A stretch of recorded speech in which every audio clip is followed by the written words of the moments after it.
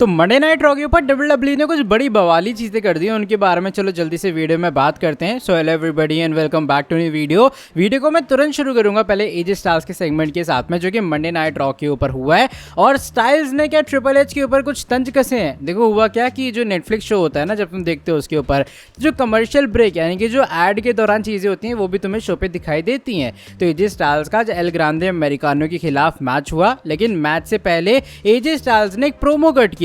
वो promo definitely काफी interesting था। वो कहते हैं पहली बार ऐसा मेरे कैरियर में हुआ है कि मेरे साथ देने के लिए मेरी बैक पे कोई भी नहीं है। वो बात करते हैं ल्यू गैलोस और कार्ल एंडरसन के बारे में, जो कि अब एक फॉर्मर डब्ल्यूडब्ल्यूई स्टार है और साल की शुरुआत में उन्हें कंपनी से रिलीज कर दिया गया था।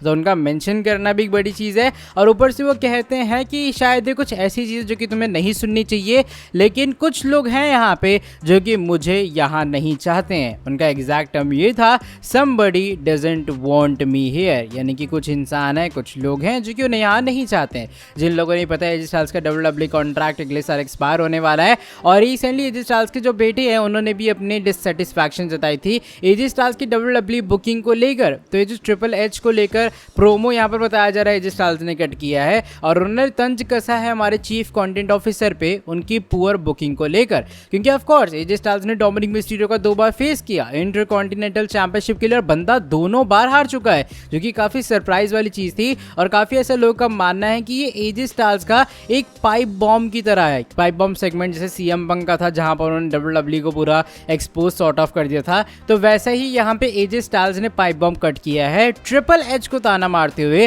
कि ट्रिपल एच वो इंसान है जो कि अब नहीं चाहते कि एजे स्टाइल्स डब्ल्यूडब्ल्यूई में रहें। अब इसमें कितनी सच्चाई है कितना क्या है ये तो हमें बाद में पता लगेगा, लेकिन ये स्टेटमेंट कहीं ना कहीं एजे स्टाइल्स की तरफ से काफी बड़ी है। बात हम लोग एजे ली के बारे में करते हैं, बिकॉज अब रेसलपलूज़ा इवेंट के लिए ये बात ऑफिशियल है कि एजे ली एंड सीएम पंक एक साथ आएंगे Becky Lynch and Seth Rollins के साथ में। बात करूं अगर मैं सेगमेंट के बारे में, तो इस सेगमेंट काफी इंटरेस्टिंग था। एजे ली का रिटर्निंग सेगमेंट से तो मजा तो आना ही था, लेकिन एक बड़ी बात डब्ल्यूडब्ल्यूई ने यहाँ पे टीएस की है वो ये कि बेकी लिंच और एजे ली का फ्यूड यहाँ खत्म नहीं होने वाला है। तुम लोगों को बता दूं कि यहाँ पे एजे ली का ऑब्सेशन क्लियरली दिखा दिया गया वुमेन्स इंटरकॉन्टिनेंटल चैंपियनशिप के साथ में, जो कि बात कंफर्म करता है कि भैया एजे ली डब्ल्यूडब्ल्यूई के अंदर उस टाइटल को पाके ही रहेंगी चाहे जो मर्जी हो जाए। इसलिए चांसेस ये बताए जा रहे हैं कि रेसलपलूज़ा इवेंट के बाद भी बेकी लिंच और एजे ली का फ्यूड खत्म नहीं होगा। इनका फ्यूड होगा वो भी वुमेन्स आईसी टाइटल के लिए, जो कि मेरे हिसाब से डेफिनेटली एक काफी इंटरेस्टिंग चीज भी होगी।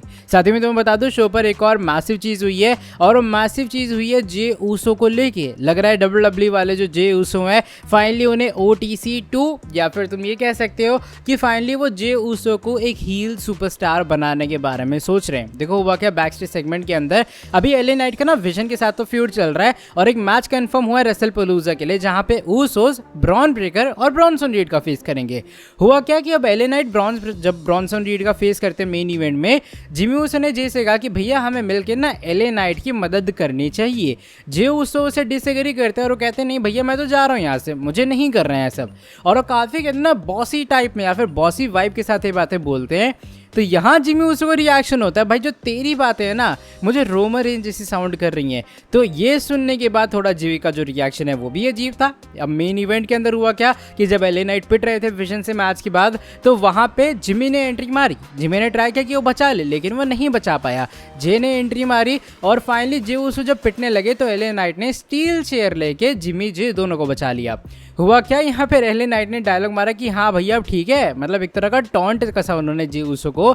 और जे ऊसो ने क्या किया, पूरी भसड़ खत्म होने के बाद एलए नाइट को ही जाके स्पीयर लगा दिया।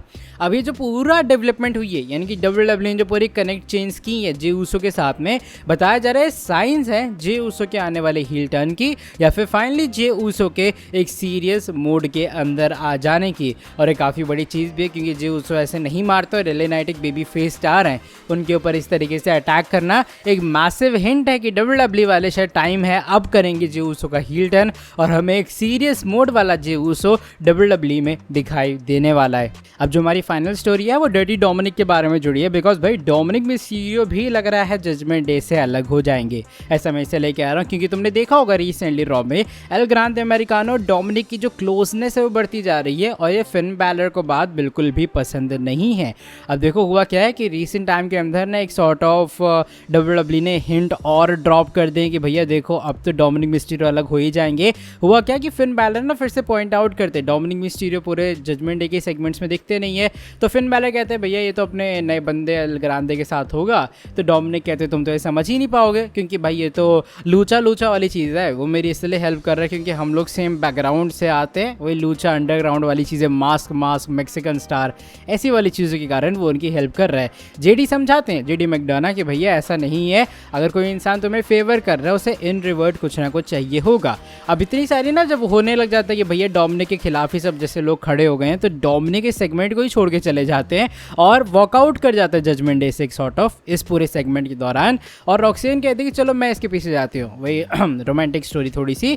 तो यहाँ पे देखने में ऐसा लग रहा है कि डब्ल्यूडब्ल्यूई वाले बता रहे हैं कि भाई डोमिनिक मिस्टीरियो बहुत अनसेटिस्फाइड है अपनी पूरी डब्ल्यूडब्ल्यूई के अंदर जजमेंट डे की चीज़ों से, एंड मे बी तुम्हें आने वाले टाइम में और भी चीज़ें एस्केलेट होती हुई नजर आ सकती हैं, या फिर डब्ल्यूडब्ल्यूई वाले दिखा सकते हैं कि भैया देखो अब डोमिनिक मिस्टीरियो को पसंद नहीं आ रहा है कंपनी के अंदर रुकना और अब वो चीज़ों को अलग भी ले जा सकते हैं। बाकी देखो आने वाले टाइम में क्या होता है, लेकिन अभी फिलहाल के लिए मैं इस वाली वीडियो को यहीं पर ख़त्म कर रहा हूँ। वीडियो पसंद आई है तो वीडियो को नीचे लाइक, चैनल को सब्सक्राइब और बेल नोटिफिकेशन को भी कर देना ऑन। बाकी तुमसे मिलता हूँ आके नेक्स्ट वीडियो के अंदर बहुत ज़्यादा जल्दी।